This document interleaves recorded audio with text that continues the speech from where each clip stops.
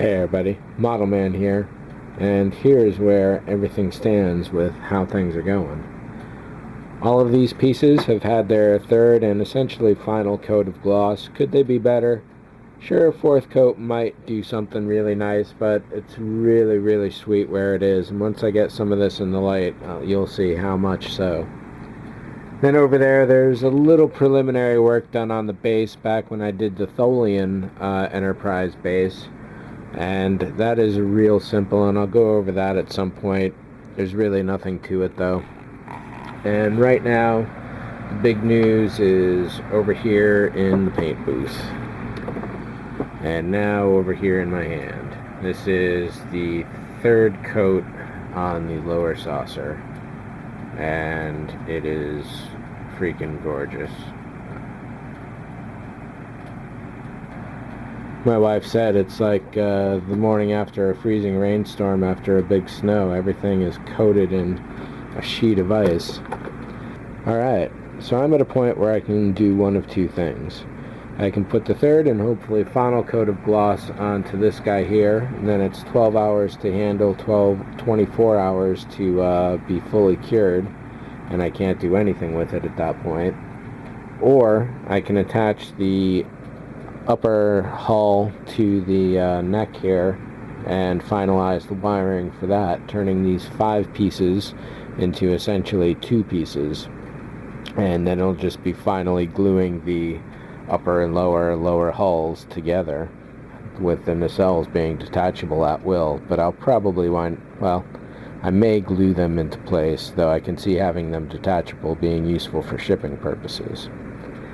So what I think I'm going to do is go for the wiring, because there's a lot more that can be done. I don't have to wait another 24 hours, and it will be a relatively simple matter to mask that off, or mask this piece off, to paint the upper hull for its final. So let's go to it. Now, the first thing I get to do on this guy is cut this wire loose. There's, as you saw in previous videos when I did lighting tests for this, there were dark spots up in this area, and my aim is to fix that. So that involves ripping out this old strip, and I'm going to put a new one in that's a bit longer. And this will also involve the creation of the impulse hidey space area. But before I can do that, I have to glue this into place. Before I can glue this into place, I have to pull this wire out. There is one good note, is that I had thought that this was going to be the main wire coming out of the saucer. However, this can also serve as a junction, and what I'm going to do is snip this wire and glue it down, because maybe I'll need to get back in here someday, and having that extra wire will help. Who knows? But I'm not going to cut it all the way loose, and I don't want it to be flopping around inside, making noises or looking bad from the outside at all. We'll do a little bit of that, and because I'm not interested in waiting around, we'll do a little bit of this.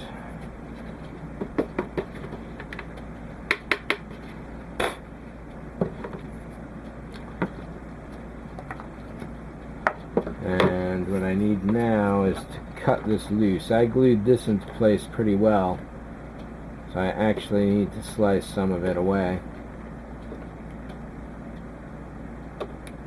I don't want to randomly rip it loose if I can avoid it. I'd rather get this as clean as possible. However, if it's not gonna, it's not gonna.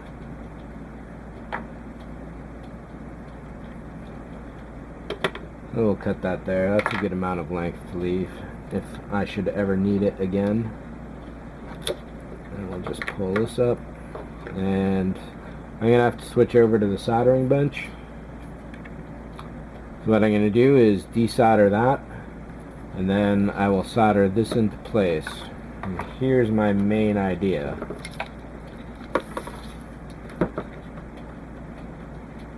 Glue this back down.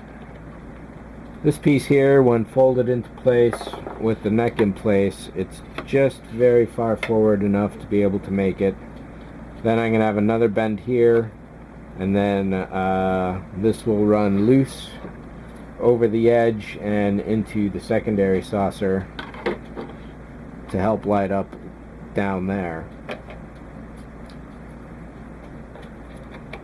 I could do something like that, but I don't know that it's necessarily necessary.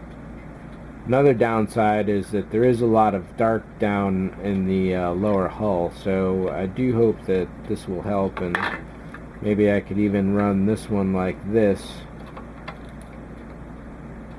and then over, just so that's closer to the bottom. We'll see. All I really need to do now is get this initial piece into place, and then I'm going to leave this an undetermined length until I know how much I actually need. So let me go desolder this, and I'll be back in a second. So that could not have been much more than 30 seconds or so. It was really easy, and things went nice. Hopefully I won't pull all the backing off here. I just want to do as little as possible, really. That should do it. And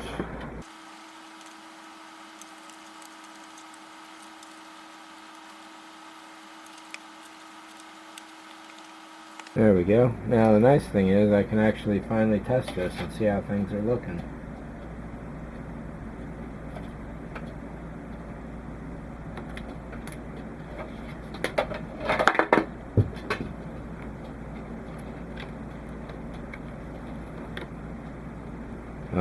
So in bending the circuit,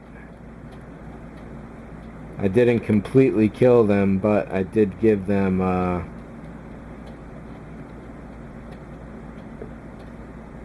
some bad bends apparently.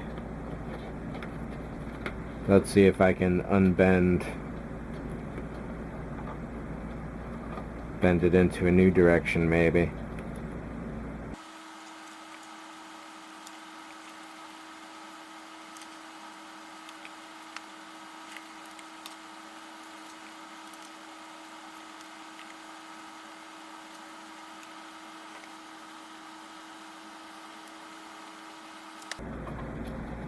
Alright, so I've soldered this up with particular attention paid in mind to the polarity issue,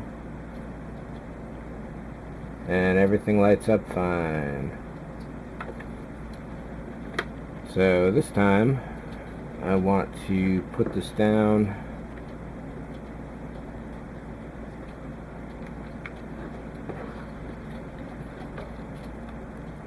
and I'll pay attention to how much this is being bent, because I don't want to ruin it. I really want this to be a useful thing.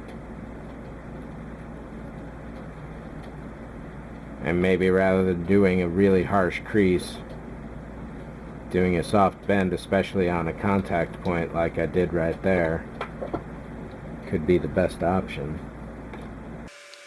And I also want to make sure this is going down the center as well.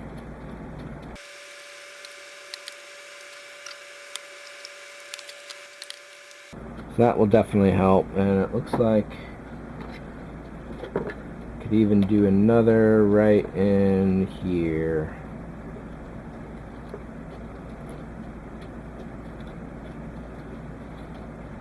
And I'll bring that again down to the solder points.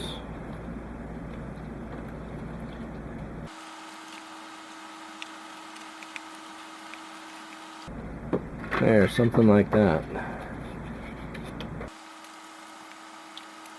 And what that looks like, hey, that's pretty good.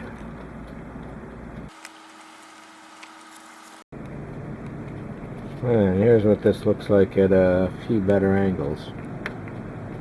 So yeah, I think that's a really good solution. I think the trick may be to bend it only on those copper contact points, because there's nothing critical there. On the previous strip I had bent it between resistors and other places, like that one at the base on the second one to your right. That's clearly bent, but it's bent at a big open area. The same for that first one as well. So there should be enough clearance on this front LED so that won't heat up too badly. That definitely puts a lot of light over to the front area here, and then having light coming from that back side and this front side to light up this area. That's definitely a nice effect right there. Potentially, no. I was thinking that I could even bring this up a little further into the secondary hull. However, the deflector dish is right there, so the spacing is really, it couldn't be more perfect. This strip is going to run over the top of the impulse cover, and that happens as soon as I glue this down into a place. And now that I have these LEDs in place, I can pretty much do that right now. What I'm going to do is get some super glue and make sure that this stays down where it's supposed to. I'm really happy with where it's at now, and then when I'm finally done, I'll just trim off the end as appropriate.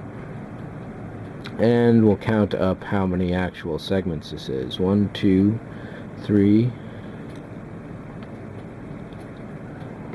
4, 5, 6, 7, 8, 9, 10. It's going to be about a foot. A foot is 13 segments, and this is 10 right here alone, up to that point right there.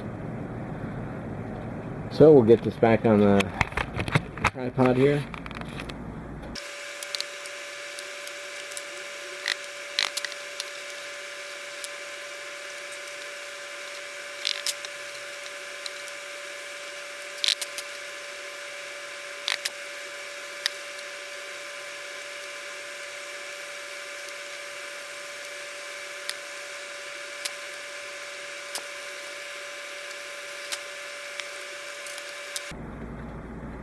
Now with the new LED tape set up in here, I can go ahead and glue these two pieces together. Definitely going to need the help of some clamps. I'm really tempted to go with normal model glue, but I think I'm going to stick with the CA. So yeah, essentially the LED tape can run all the way down to here, just over, probably just about a full foot, just in the neck alone. Everything fits well there. I think I am all set to proceed. Whew!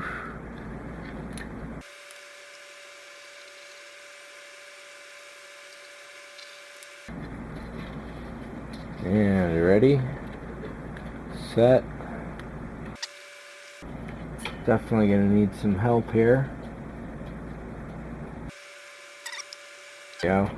May as well do that on this side too. I'll stay like this for a little while and catch up with you soon.